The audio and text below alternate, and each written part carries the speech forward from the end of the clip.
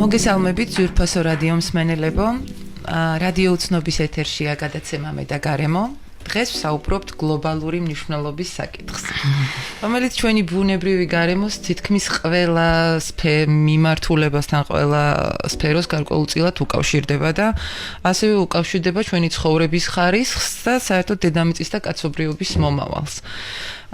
ჩვენი გადაცემის თემაა კლიმატის ცვლილება და ჩვენი სტუმარი მინდა წარგიდგინოთ, რომელსაც ძალიან მთელი საქართველო იცნობს, მინდა გითხრათ. ქალბატონი მარინა შვანგირაძე, ექსპერტი კლიმატის ცვლილების საკითხებში და არა მხოლოდ. გამოგესალმებით ქალბატონო მარინა. მოგესალმებით, მივესალმები მაყურებელს და დიდი მადლობა მოწვევისთვის. ცოტას დავაზუსტებ, მთელი საქართველო, ეს არის ძალიან ხმამაღლა ნათქვამი, უფრო კლიმატის ცვლილების ნაწილი, სადაც ვინც დაინტერესებულია და არა მხოლოდ პროფესიული ინტერესია ამ მიმართულებით. მადლობა. დაუბრუნდეთ ჩვენს თემას, რას ნიშნავს კლიმატის ცვლილება გლობალური თვალსაზრისით. უფრო რო გავამარტივოთ საკითხი. რა არის მისი გამოწვევი მიზეზები და საერთოდ რატო გაჩნდა ამ თემაზე, რატო დაიწყო საუბარი საერთოდ კაცობრიობამ და გარემოს დამცველებმა და ასე შემდეგ. ესე იგი, მოდი ცოტა უკან წავიდეთ. 1-2 საუკუნით უკან და როდესაც კაცობრიობამ, ვინც დაინტერესებული იყო ძირითადად, ვინც იკვლევდა ამ ბუნების ტემპერატურის საკითხებს და ასე შემდეგ, დაახლოებით 1850 წლიდან და უფრო ზუსტად 60 წლიდან დაიწყო ეს საშუალო გლობალური ტემპერატურის გაზომვა. მანამდე ზომავდნენ, მაგრამ არაზუსტი ხელსაწყოები და შესაბამისად არ იყენებენ ახლა იმ ტრენდებს, რომელიც მანამდე იყო. ხოლო ეს 50-60 წელი, რომელიც არის წინა ინდუსტრიული პერიოდი, დაიწყეს გაზომვა და გარკვეული პერიოდის შემდეგ შეინიშნა, რომ თანდათან ეს ტემპერატურა მატულობდა გლობალურად მთელი დედამიწის გარშემო გაზომილი. გაზომვა ხდება როგორც დედამიწის ზედაპირიდან, ასევე ოკეანეების ზედაპირიდან, იქ გემებზე, ასე შემდეგ და ნახეს, რომ თანდათან გარკვეული ზრდა იყო, რომელიც, ასე ვთქვათ, უკვე მე-20 საუკუნეში და აღარაფერს მე-20 საუკუნის შუა წლებიდან უფრო სწორედ და უკვე 21 საუკუნიდან ამან მიიღო ძალიან, ასე ვთქვათ, კაცობრიობისთვის საშიში სახე. ძირითადი მიზეზი, რითიც არის გლობალური გათბობა, ეს არის განვითარება.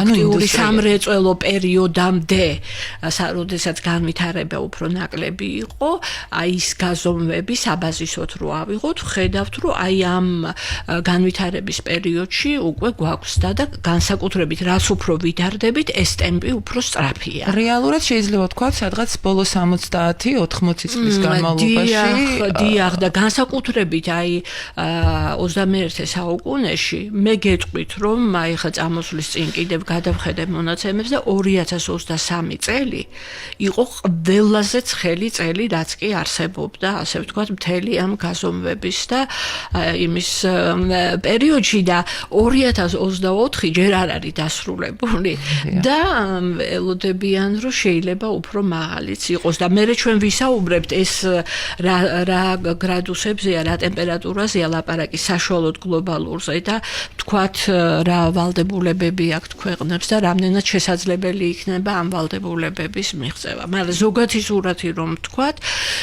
და მეორე ნაწილი თქვენი შეკითხვის, რით არის ეს გამოწვეული, ხო? ეს განვითარების პროცესში ხდება ძალიან დიდი რაოდენობა ბიომრავალფეროვნების და განსაკუთრებით ტყეების მოხმარება, ეს ეხება ძირითადად მაინც ამაზონის ტყეებს, ეგრეთ წოდებულ დედამიწის ფილტრებს, რომელიც უცებ მოხდა მათი, ასე ვთქვათ, გაჩეხვა და გამოყენება სამრეწველო სექტორში და დანარჩენი ახლა სოფლის მეურნეობაც არის და ასე შემდეგ, მაგრამ ძირითადად ენერგეტიკა. ეს არის საწვავის მოხმარება, რასაც ჩვენ, ასე ვთქვათ, სათბურის გაზების ემისიებს ვეძახით. უფრო კონკრეტულად ქალბატონო მარინა, ის სათბურის გაზების ემისიები წარმოიქმნა, უფრო გასაგები რომ იყოს ჩვენი წარმოიქმნა ასე ვთქვათ, საწვავის კონკრეტულად ყველაზე მაღალი ემისიის ფაქტორი, ანუ ყველაზე მეტი ემისია აიდინება, როდესაც ვიხმართ, ასე ვთქვათ, ბენზინს და აი საწვავს, ნავთობის საწვავს, ნავთობპროდუქტებს. როგორც მოპოვების დროს, ისევე მოპოვების დროსაც, მაგრამ ის იმდენი არ არის, როგორც მოხმარების დროს და ეს მოხმარება გვესდება და გვესდება. მეორე ადგილზე არის, ესე იგი, შემდეგ გაზი. მას მოყვება შემდეგ გაზი, რომელიც შედარებით უფრო მსუბუქია. ამიტომ ერთ-ერთი ღონისძიება ამ კონვენციის პროცესში ხო არის, რომ დაუშვათ ჩანაცვლდეს გაზით, ეს უკვე რაღაცა ნაწილს ამზადებს და ასე ვთქვათ, კიდევ უფრო მაღალი ვიდრე ნავთობპროდუქტი გამომჩა გახლავთ ქვანახშირი.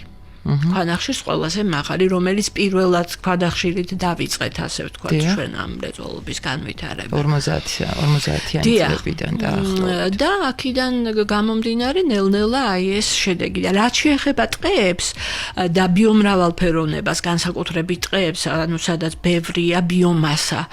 აქ იყო დაგროვებული ეს ნახშირბადი, ხო? ვიცით რომ ეს ბიოსამყარო აგროვებს ამ ნახშირბადს და ანაწილებს ჩვენ გავჩეხეთ, მოვიხმარეთ ზოგი საწვავად, ზოგი და შესაბამისად ეს ყველაფერი რაც იყო დაგროვებული, ის ნახშირბადი დაემატა კიდე ამას. ანუ ყველაფერი ეს ადამიანის აქტიურობის შედეგად ამან დაარღვია ის ბალანსი, რომელიც მანამდე არსებობდა. თორე ატმოსფეროში ნახშირბადის არსებობა არის აუცილებელი. გარკვეულ ნიშნულზე ხო? გარკვეულ ნიშნულზე გარკვეული რაოდენობა, მოდით ვთქვათ, რაც იყო მანამდე, ხო?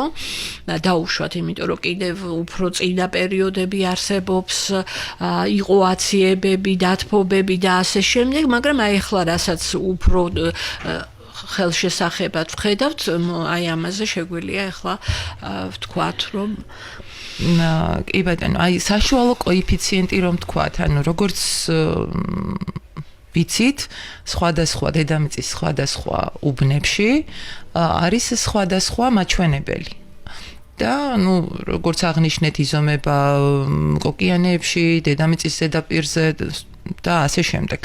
ანუ საშუალო მაჩვენებელი რა არის? და ყველაზე, თქვათ, რთული სიტუაცია, თქვათ, რომელ კონტინენტზეა, ან რომელ ნაწილშია დედამიწის? რთული ჩვენ შეგვიძლია განვიხილოთ ორ კონტექსტში. ორ კონტექსტში. ერთი, ვის შეაქვს ყველაზე მეტი წვლილი აი ამ პროცესებში და მეორე, ვინ ზიანდება ყველაზე მეტად. ის, ვისაც ყველაზე მეტი წვლილი შეაქვს, ისინი ზიანდებიან, მაგრამ ვერ ვიტყვით, რომ ყველაზე მეტად, იმიტომ რომ ეს არის ძირითადად განვითარებული ქვეყნები და მათ თავდაცვის უნარი აქვს. ძალიან კარგად გილას უნდა გავწყვიტოთ, რომ მოგვისმინონ კიდევ. ახლა სარეკლამო ჭრაზე გავდივართ, პოლიტიკური რეკლამაა, წინა საარჩევნო ეტაპზე ვართ, ასე რომ მოგვიტევეთ. ვაგრძელებთ გადაცემას მე და გარემო, თემა არის ჩვენი დღევანდელი კლიმატის ცვლილება. საუბრობთ ქალბატონ მარინა შვანგირაძესთან ერთად და გავაგრძელოთ თემა იმის თაობაზე თუ რომელი ქვეყნები ზარალდებიან ყველაზე მეტად, ვინ იგებს ამ პროცესში, მოგებული არავინ არის, მაგრამ საბოლოო ჯამში როგორ ნაწილდება ეს კოეფიციენტი, რომელიც იზომება კლიმატური ცვლილების თვალსაზრისით. დიახ, ესე იგი ჩვენ ვთქვით უკვე რომ წვლილი, ასე ვთქვათ, დაბალგანვითარებადი ქვეყნების არის შედარებით დაბალი, მაგრამ მათ ზემოქმედება არა იმიტომ რომ დაუშვათ იქ მეტი ტემპერატურა მეტით აიწია, თუმცა აფრიკის კონტინენტის შემთხვევაში ეს ასეც არის. იმიტომ რომ მათ ნაკლები თავდაცვის საშუალებები აქვთ. აი მაგალითად ახლა 2023 ვახსენეთ ჩვენ ხო, რომელიც ჯერჯერობით ყველაზე ცხელი წელია აი იმ პრეინდუსტრიალური დიახ და 50 გრადუსამდე ავიდა ტემპერატურა ამერიკის კონტინენტზე, უშუალოდ შტატებში და მექსიკის და ძირითადი მსხვერპლი, დიდი მსხვერპლი იყო აი ამ თბური ტალღისგან. ძირითადი მსხვერპლი მაინც იყო ის მოსახლეობა, რომელსაც გარეთ უწევს მიგრანტები, არ აქვს შესაბამისი, ასე ვთქვათ, ტექნოლოგიები, რომ დაიცვას თავი თუ ტექნიკა, საყოფაცხოვრებო და ზოგ სახლიც არ აქვს შეიძლება, ხო? როგორც ვთქვით, ესე იგი, ეს ახლა ისეთი შემთხვევაა, თბური ტალღები, ამას ჩვენ ვერ ვიგებთ ზუსტად სად და როგორ მოხდება, ძალიან, ასე ვთქვათ, რთული საპროგნოზო. რაღაცა პრინციპი არ არსებობს, რომლითაც არანაირი პრინციპი, იგივე წელს, ესე იგი, დაფიქსირდა ეს ერთი ფაქტი აქ და სხვათა შორის ყველაფერი მოხდა ივლისში. თითქმის ერთი და იგივე რიცხვში. ჩინეთში, ჩრდილოეთ ნაწილში, ჩრდილო-დასავლეთში და კიდე იყო ევროპაში, სამხრეთ ევროპაში. სადაც აი გამოკვეთილად სხვა სიტუაცია იყო. საერთოდ ამბოლო დროს ევროპას ისედაც შეეჩვია ეს თბური ტალღები და საკმაოდ სერიოზული მსხვერპლიც ყავდა, ძირითადად ასაკოვანი ხალხი და ასე შემდეგ. სხვათა შორის ჩრდილოეთ ნაწილში უბრალოდ ჩაგერთვებით ევროპის ჩრდილოეთ ნაწილში, სადაც სექტემბერში უკვე საკმაოდ ცივა გაოცებული ბედნიერები იყვნენ პრინციპში, რომ ჯერ კიდევ კი, ნუ ახლა არა მხოლოდ ეს ერთი ვახსენეთ, რომ უბრალოდ დაახლოებით სურათს ვხედავდეთ. ერთია საშუალო გლობალური ტემპერატურა რამდენით იმატებს და მეორეა კონკრეტული გამოვლინებები, რაც არის ყველაზე სახიფათო ამ პროცესში. ხო, ახლა ჩვენ ვხედავთ, რომ ეს თბური ტალღები, ხო და ევროპაში წყალდიდობებმაც ახლა სავარაუდოდ 24 წელს მეტი იყო და ალბათ უფრო შემდეგში დარეპორტდება, მაგრამ ფაქტია, რომ აი ეს გავლენა ვიზე მეტი ექნება და ვიზე ნაკლები, ხო? თუ არ განვიხილავთ, რომ ნამდვილად ვიცით, რომ აფრიკის ქვეყნებზე, ნამდვილად ვიცით, თუნდაც იმიტომ, რომ ნაკლებად განვითარებულები არიან, ნამდვილად ვიცით, რომ მცირე კუნძულოვან სახელმწიფოებზე, იმიტომ რომ ზღვის დონე იწევს, ამაზე ყველაზე სერიოზული გავლენა აქვს, მაგრამ რაც შეეხება განვითარებულ ქვეყნებში, ხო, ახლა სადაიწევს 50 გრადუსი რამდენიმე დღე ტემპერატურა და ეს თბური ტალღები, აი ეს სერიოზული, ასე ვთქვათ, მომენტებია, რომელსაც ფაქტიურად ვერც პროგნოზი ვერ კეთდება და ერთადერთი არის, რომ შენ მუდმივად იყო თავდაცვით რეჟიმში. ანუ რაღაც მონაცემი მაინც ვაქვს, ხომ? ანუ რეალურად მინიმუმ შეგვიძლია დავაკვირდეთ ბოლო 10 წელს, თუნდაც 21 საუკუნეში, რაც განვითარდა და შეიძლება ვივარაუდოთ ამ პროგრესიით, როგორც ვითარდება, მომავალი 10 წელიც, ხო, მეტნაკლებად. მინიმუმ 10 წელი. ანუ მაგრამ არაწერტილოვანი დარტყმები. მე მივხვდი თქვენ რას დიახ. ჩვენ შეგვიძლია პროგნოზი გავაკეთოთ გლობალურად და არის ეს პროგნოზები გაკეთებული გლობალურად რამდენი იქნება ნაზრდი და გვინდა ძალიან რომ შევაჩეროთ ეს ნაზრდი გვინდოდა ყოფილიყო წინა ინდუსტრიულ დონესთან შედარებით 1.5, მაგრამ წინა წელს 1.48 იყო საშუალო გლობალური ნაზრდი და ახლა წელს 24-მა შეიძლება უკვე აჩვენოს ის 1.5 სავარაუდოდ გაჩერება გაგვიჭირდება. მაგრამ ყველაფერს ყველა ქვეყანა აკეთებს, თუ კი ადრე ვალდებულებები მხოლოდ განვითარებულ ქვეყნებს ჰქონდათ, აი თქვენ განვითარდით და ჩვენ ვიჩაგრებით, ხო, ასეთი მიდგომა იყო. მე მიხვდა სამყარო რომ ეს ყველას ერთნაირად გაგვსრისავს. შესაბამისად, ყველამ აიღო, მათ შორის საქართველოც არის ჩართული ამ პროცესებში, ყველამ აიღო ვალდებულებები, რომ ნახშირ ორჟანგი და სხვა სათბური გაზები შემცირდეს ატმოსფეროდან. მაგრამ ეს რამდენად სწრაფად შეიძლება მოხდეს და რამდენად ის ვალდებულებები, რომლებიც გვაქვს, ჩვენ ზუსტად ასე იმოქმედებს, ჯერ ერთი ბოლომდე ვერ ვასრულებთ. და მე შედეგი როგორი მოყვება, ეს უბრალოდ ვარაუდია. ეს ჩემი პირადი აზრია, თორემ რა ღონისძიებებია, ან რა გამოსავალი არსებობს, ანუ თქვათ არსებობს პრობლემა და არსებობს შეიძლება რამდენიმე გადაწყვეტის გზა. თავისთავად ეს გლობალური მასშტაბია და შეიძლება მხოლოდ ერთი გამოსავალი არსებობს. ბევრი სხვადასხვა მიმართულების ღონისძიებებია გასატარებელი. თქვათ, ჩანაცვლების თვალსაზრისით, მაგალითად, ინდუსტრიული ის გლობალური ინდუსტრია ნელ-ნელა ჩანაცვლდა თქვათ თანამედროვე ტექნოლოგიებით. ან კიდევ თქვათ არც მწვანე პოლიტიკა ეს თუ ცირკულარული ეკონომიკა თუ სხვადასხვა მნიშვნელოვანი მიმდინარეობები არსებობს, რომელმაც შეიძლება შეამსუბუქოს ნელ-ნელა. კი ბატონო, როგორც ჩანს ღმერთი სამობით არის. ამ წუთში კონვენციაში გამოკვეთილია 3 მიმართულება, რომელიც ორი აქტიურად მუშაობს, ეს გახლავთ ემისიების შემცირება, მაქსიმალურად, აი მეთოდებით, რაც თქვენ ბრძანეთ, ახალი ტექნოლოგიები და ასე შემდეგ და ასე შემდეგ. რამდენიც არ უნდა შევამციროთ, უცებ ეს პროცესი არ შეწყდება. მეორე მიმართულება გახლავთ ადაპტაცია. ანუ შევაგუოთ სისტემები, ან დავიცვათ, გააჩნია რაზე ვსაუბრობთ, ხო ბიომრავალფეროვნება, სოფლის მეურნეობა შეიძლება უფრო შევაგუოთ ნელ-ნელა ამ ცვლილებებს.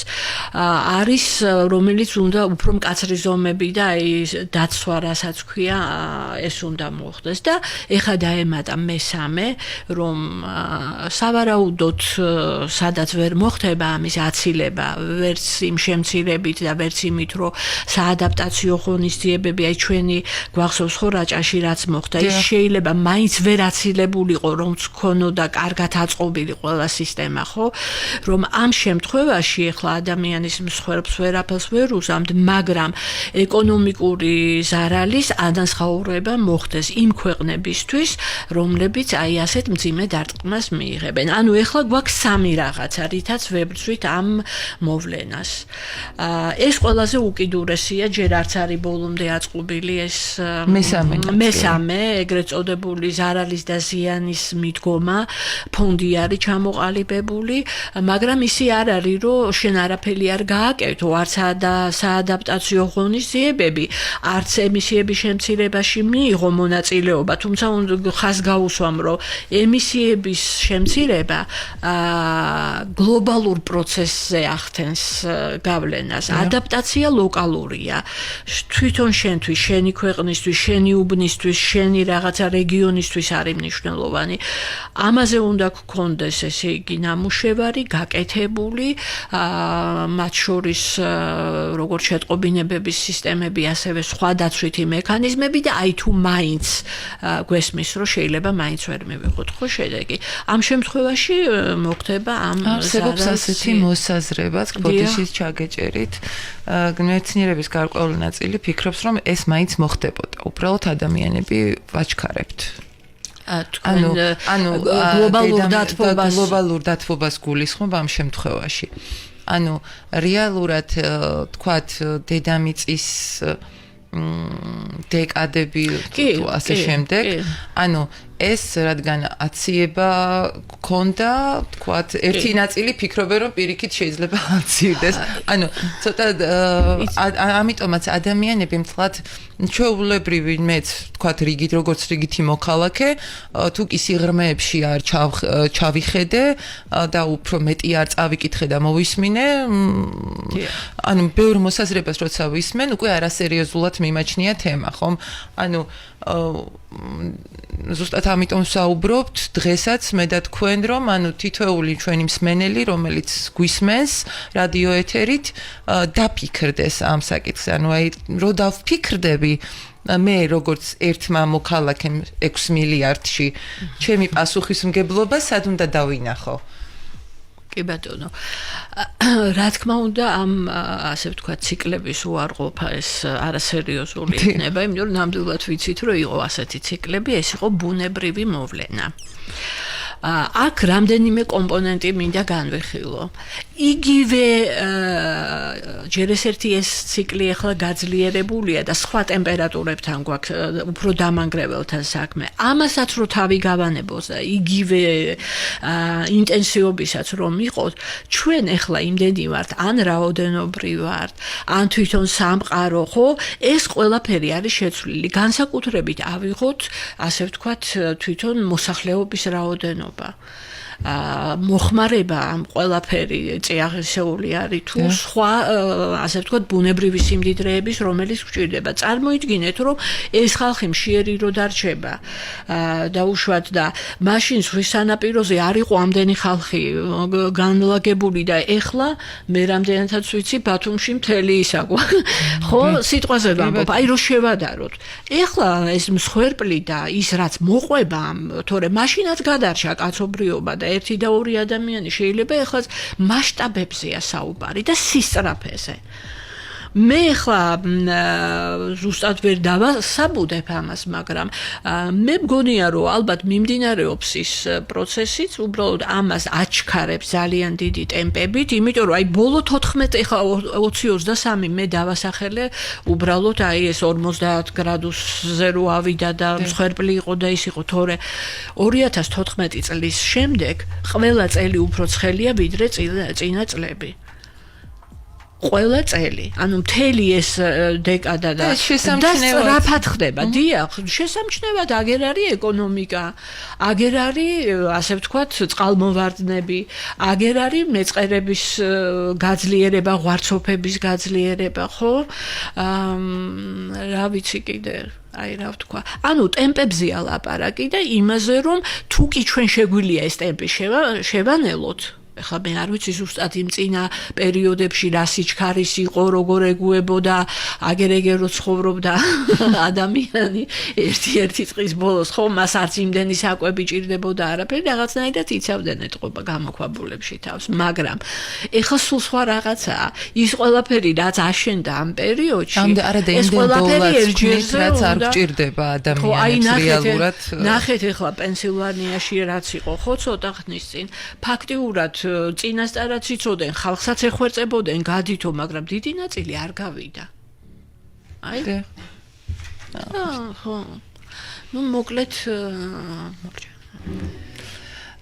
უღრმესი მადლობა, ქალბატონო მარინა. ჩვენ კიდე შევხვდებით თქვენის ნებართვით ჩვენს გადაცემაში და მით არ დავასრულებთ, რა თქმა უნდა, ამ საკითხს და უფრო თქვათ დეტალებში ჩავალთ სხვადასხვა მიმართულებით.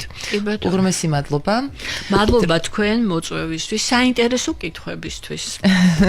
გმადლობთ. დროებით რეკლამაზე გავდივართ, დაგიბრუნდებით.